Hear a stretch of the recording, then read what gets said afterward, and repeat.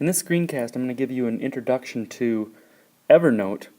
Evernote is an app that we are going to use in order to compile a digital science notebook that we will keep throughout the class.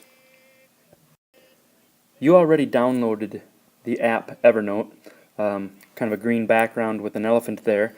I guess I left this slide from an old PowerPoint instructional piece that I use, but you just want to have the latest iOS update here. We'll also need these in the future.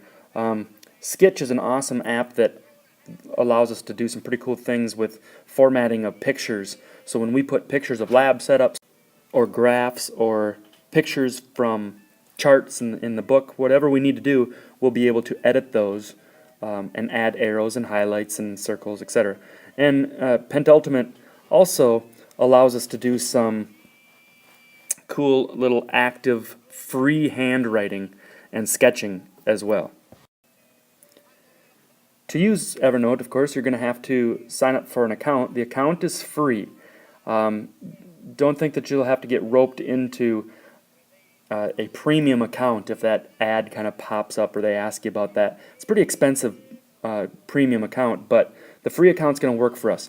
I suggest that you use our Google account, isd192.org, though I really don't care. I used to make that a rule. I really don't care. However, what I will be doing is making sure that you give me that email address.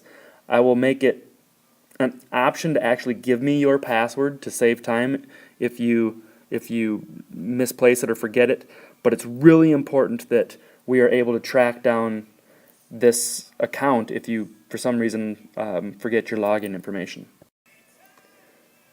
If you've never created a notebook before, this will look a little bit different than what I have here in this screenshot.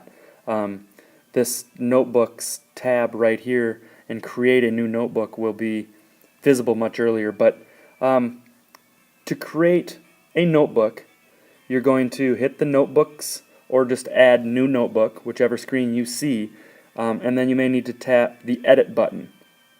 So it's likely that your screen may look like this with an empty Evernote account. So you'll just hit this New Notebook, tap it, and this will give you an option to set up a new notebook, a notebook name. And this is the main thing that you are going to share with me. So we're going to use a uniform naming convention. I want everybody to use the last name, first name, dash, biology notebook example. So yours, except for your name, is going to look exactly like this. Lund, Mr. dash biology notebook. Just be sure that you're actually creating a new notebook and not just a note. We'll get to that in a minute. But this notebook, this is the document. This is like sharing a Google folder with me. This is the page or the folder in Evernote. It's called a notebook that you're going to be sharing with me. So you'll get a lot of experience in playing around with this and figuring it out for yourself in how to create a note within a notebook. A note is inside of a notebook. That's kind of like saying a document inside of a folder. If you're thinking about your H drive at school or you're thinking about Google Drive. So a note is inside of a notebook. Remember, this is what you're going to share with me. To create a note, you just tap the plus sign in the upper right-hand corner, and that'll bring up this look. As you can see, it's a new note. Depending on your settings, the default here will be to actually put your location in there as a note. But if you put your cursor right over this, I don't think that you can erase this note. As you can see, I made this at school here, 20655. I don't think you can erase that, but you can type right over it. So that's where you will create the titles of your notes. So that's like naming a document. And then you can put the cursor down here in the body, and you will be able to type in the body and add pictures, etc. One thing to note here, you can barely see it on this screencast, but in green, it will tell you what notebook you are in. That's like saying or letting you know what folder you're actually working in. It's a nice little feature. You just always want to make sure that you're working in the note book that you're sharing with me.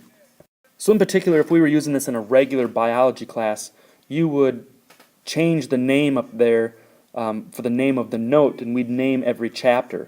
So for instance, to start off in Biology B, we would name it Chapter 07, Physical Fitness and Performance, I think is the title of Chapter 7.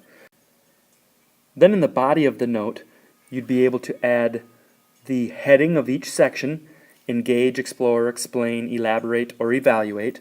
And then one thing that I'm going to hound you on is that we label everything correctly in this notebook. What you put down as work and what you add in there, in general, is going to be up to you. But we have to label it. So we're going to have to label the process and procedures part. We're going to have to label 1A and 1B so that you can easily find this when you need to go back and refer to this stuff in your notebook. So you would be able to find where the process and procedures is.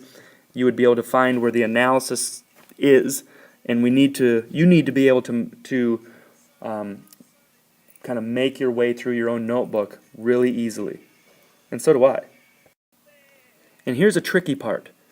Unfortunately, you can't share this notebook from your iPad. Now that you've created an account through Evernote, know that Evernote it's a web-based application.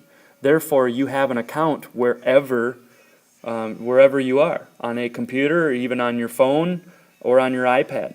So in order to share this with me, you need to do this one time. You're going to have to get onto a computer to do this, because through the application you can't share it with me. And we have to share it in this particular way. So it's important that you follow these directions.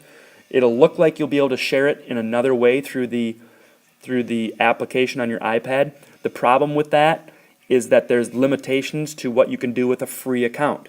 So if you want to pay a $45 annual fee for Evernote, then we can talk about how you would share this directly. Otherwise, I would probably prefer you to follow these rules. So in your Evernote, when you log into it on a computer, you'll see a screen much like this. On the left-hand side, you'll see all your notebooks, and this is a new account that I created in my personal Evernote that I always use for a lot of organizational things. I have this column completely filled, and this shows you the notes that would be in there. But what you're going to need to do is you're going to need to go to this column and find your last name, first name, notebook, and hit this little arrow that's there, a little drop down arrow, and you're going to select modify sharing. What that'll get you is the ability to share this notebook with me. And so you'll get a screen that comes up like this one, and this is what we want to do. You're going to publish a public link. So if you tap or select publish, you're going to get this big long URL right here. And what you're going to be able to do is you're going to be able to copy that, and eventually you're going to place it into the Google form that I give you. That way I will have access 24/7 to your online live digital science notebook. Once you copy that, you'll go to Schoology, and you'll be able to find this link that I've got for you. It'll be your Evernote notebook links. Everyone will place that right in here after you give me your hour and your last name and your first name. But this will organize this for me so that I have access to everybody's notebook. I think you want to do this right. If I don't have access to your science notebook, then I don't have access to your work. So you'll make sure that you paste it. I think this will be pretty simple from the previous Evernote screen, that you don't want any extra space in the copy. All I need are just the characters that make up the URL. I also want you to give me your correct email address that you used, and optional for this, you can give me your password. There's nothing I can do with that password in Evernote. It's no big deal. You don't have to give it to me, but you do have to give me your email address to make it simpler. Since it's web-based, you can always recover your password just like you could in any other website or forum or with Facebook or anything. You can go recover your password if you forget it. Again, you're going to get plenty of opportunity to practice using all of the features of this, but essentially The reason that we're using this Evernote is, one, it's always live and it's up to date. You don't have to submit anything like a Schoology Dropbox, which we'll still use. You don't have to submit anything or put it into the correct Google folder so that it doesn't get lost in cyberspace. This is live, and you can add all sorts of things in it. You can text type, you can sketch, you can freehand write, you can insert pictures, you can insert screenshots that you take of a PDF that you might be working on. So this is going to be a journal, it's going to be a work in progress, a science notebook here. So adding a picture real quickly in here, inside the body, wherever the cursor is where the picture is going to be inserted. Now you don't tap and hold there, instead you go to the little paper clip. When you tap the paper clip, then you're going to get these options. And we may use all of these things. You can use the camera app and put something directly in there. You can use a document camera if you want to take a picture of an actual, maybe a worksheet there, a saved photo from your camera roll, and even some audio notes. Those would most likely be for your own use though. I don't know if I would always have access to those audio notes. What's cool about this picture is that you can edit everything. So you're going to have to play around with this, but you'll be able to tap editing icons and you can experiment with all these tools here. You can circle things, you can even blur things out. There's all sorts of things that you can do. You can crop the photo, which you know is very important to me. I have kind of a rule: when you insert things into documents, pictures and graphs, you crop out the crap.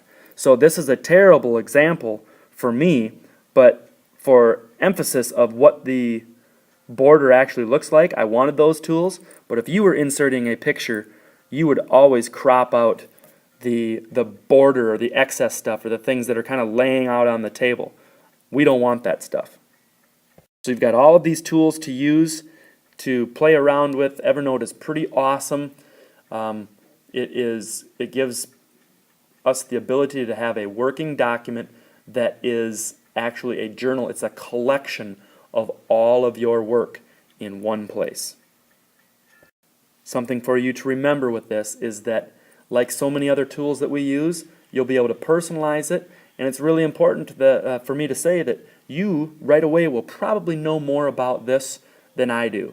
So my favorite words for learners in the digital age and in the 21st century: figure it out.